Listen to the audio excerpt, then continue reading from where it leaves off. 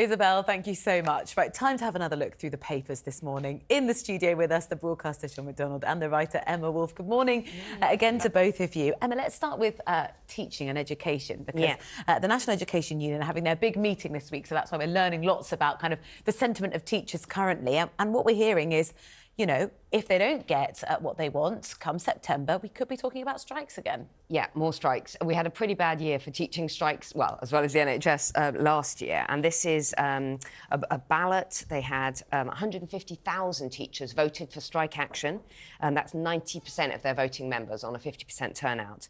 And what they're saying is that I think what's most interesting about this whole situation is how angry the National Education Union is. The head of the NEU said that he had had a meeting with Gillian Keegan, the Education Secretary. He said this meeting was absolutely abysmal.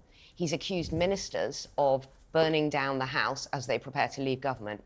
So there's clearly a lot of bad feeling between the main teaching union and the education department. And a lot of teachers obviously unhappy about their pay and conditions.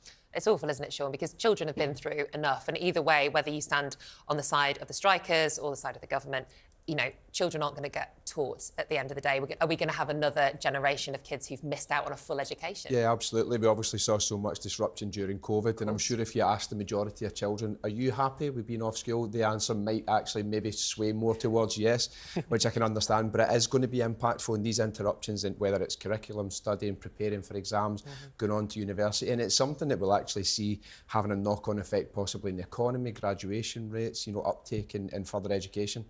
So it's something you'd obviously hope would be resolved as soon as possible. Front page of the Mail, Emma, the headline is MPs have been caught up in this honey trap sting. I think we know, don't we, that MPs, political reporters are going to be, will have to be on high alert, that people are going to try and compromise them. Politico got the details of exactly how a group, we don't know, of people really tried to compromise some of our cabinet ministers even. Yeah, and we've seen MPs under increasing, we think, alleged threats, spying threats, you know, kind of espionage threats in recent, well, weeks really, but recent months. Ian Duncan-Smith is calling this an assault on parliamentary democracy. It's this tactic called spear phishing, PH phishing. And these string of ministers, they were sent flirtatious messages, they were sent naked pictures. What's amazing is that the people sending them appeared to know quite a lot of personal details about the ministers targeted, as you say, ministers, but also political reporters. So it's a really odd situation, and they want the parliamentary authorities to look into this and really find out what's behind it. It's a fascinating story, isn't it, Sean? It's very sort of Soviet-era type stuff, like the sort of gathering of compromat. I mean, I wonder, I hope not, but I wonder if there are people that are sort of panicking.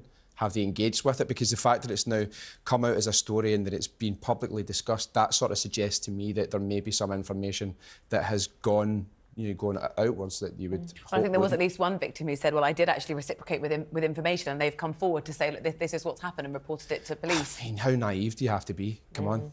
But it's because they're so sophisticated that they're saying to these people on text, oh, we met at the bar, we did this, and presumably MPs meeting with lots of different constituents may think, oh, did I actually? I mean, and there was some of them who put together the dots and thought, this actually isn't all adding up. I mean, it's pretty terrifying as well. It's something that you would hope that the government would, whether the current government or the future, would start to really push back on. I think too many times there have been compromises or breaches of security and information that, you know, can put the nation completely at risk. And it's not always straightforward. For example, things like TikTok, if you use that in the House of Commons and the minute you turn on your camera and everything, they're spying on you as well as you hearing that. There are so many ways now that they can reach us, that they can get our email addresses, even our personal email, all of that. So I know these types of things go on, but the fact that such sinister, nefarious behaviour is happening and countries feel, or say, foreign actors feel emboldened enough to actually attempt to infiltrate our government and our political systems concerning. But then what information would MPs be giving to a stranger, whether that's online or in person, or even if it's a constituent, you know, somebody that they essentially work for? What kind of information would they be giving them? My suspicion that this type of compromat, again, to use that Soviet-type language, is something that would actually just be personally embarrassing. And you can then leverage that and say... Used for blackmail, if they then sent naked that's back, for example. that's what I'm kind of getting at when I talk about naivety, whether it's things of a sort of sexual nature or intimate details, photographs and so on that are being traded back and forward. That then could be hugely embarrassing and damaging and catastrophic for somebody's career.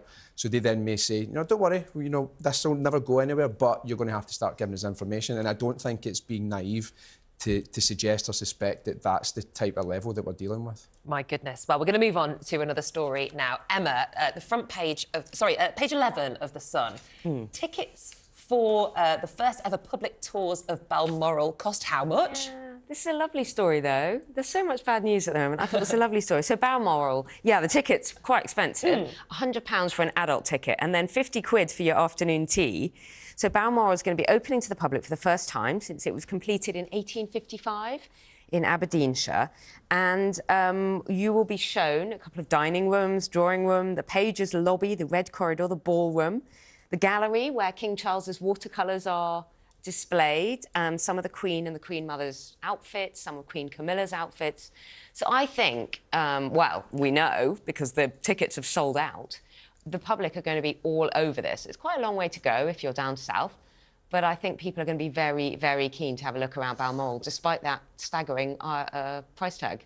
Sean, are you going to pop in for a cup of tea? You would need to pay me £150 to go. I understand it's fascinating, it's interesting, I get why people would want to go, but I will not be queuing up to get tickets, thank you. Fair enough. You can have afternoon tea with the add-on. I think it's £150. Emma, talk to us about this story in The Star, because what goes best with your tea?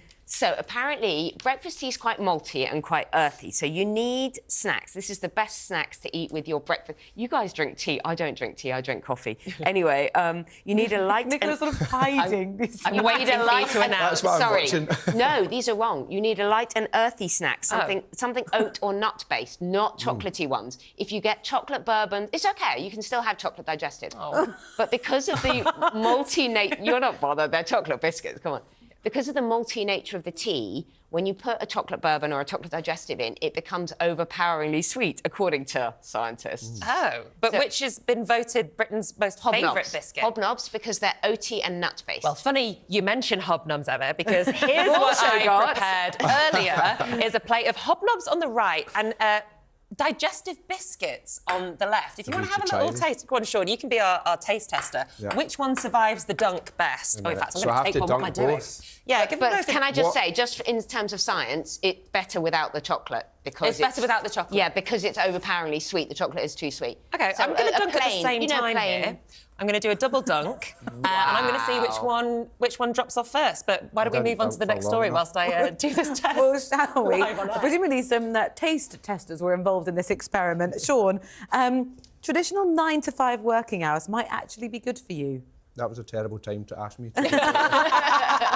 Have a gulp of your tea. I have to say, Nicola's biscuits are holding up pretty well. They're holding up very well. We're on about 30 dunks now. Yeah, basically the study, scientists analysed data on more than 7,000 workers to see whether employment patterns in younger adulthood were linked to later sleep, physical or mental issues.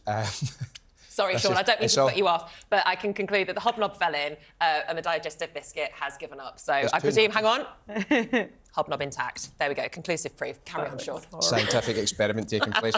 So basically just saying if you work a 9 to 5, your sleep patterns and your social patterns are less likely to be interrupted, therefore resulting in better mental and physical health. Although I don't think we've taken into consideration some of the places that I've worked at because I would completely disagree with that. Oh, gosh. Care to share any of the details? No. No. Fair enough. Don't fancy any lawsuits. It makes sense, doesn't it, Emma? You know, routine, structure, sleep, all those important things. I don't know what you're talking about. I've got plenty of routine getting up at 2:30 in the morning, Rosie. Isn't this kind of where do bears go in the woods kind of story? Yeah. I mean, if you are getting up at 3 in the morning, you don't tend to go out partying until, you don't tend to have dinner parties or see friends or go dating or do anything, she says in tears. But I mean, you don't do any of that when you have to get up at silly o'clock. Yeah. So having a 9 to 5, like the rest of the world, and being kind of out there in the daytime rather than... I find with an early start that I just don't sleep at all. Because Yeah. if my brain thinks, no, we're going to sleep in, you're a bit of an idiot, we're not going to sleep at all. So then it impacts me for kind of days afterwards. Do you know, the person around this table right now probably sleeping the least, Nicola. Yes. How are you managing? With a newborn baby and an early morning job. Do you know what? It coincides quite well. I wake up 2:30. She has a bit of a feed. My partner's extremely supportive, and his mum as well. They're all watching at home. Hello, guys. Along with my daughter. They're so supportive. But yeah, I don't know when I sleep, but I do manage to get it. I sort of sleep in 2 4-hour segments, I think. Blocks. So this job's perfect for having a little baby. Because I'm getting up with her anyway. And babies really depend. It really depends with babies. My 3-year-old sleeps amazing, 12 hours a night, but as a baby, he didn't sleep. Yeah. So, you know, they change. Some children are amazing sleepers. Well, I certainly couldn't do it with a 9 to 5. Anyway, my biscuit is well and truly gone into the tea. I'll try and fish it out in the next break. But thank you for joining us this morning, Sean McDonald and Emma Wolfe. Cheers. It has been such a pleasure.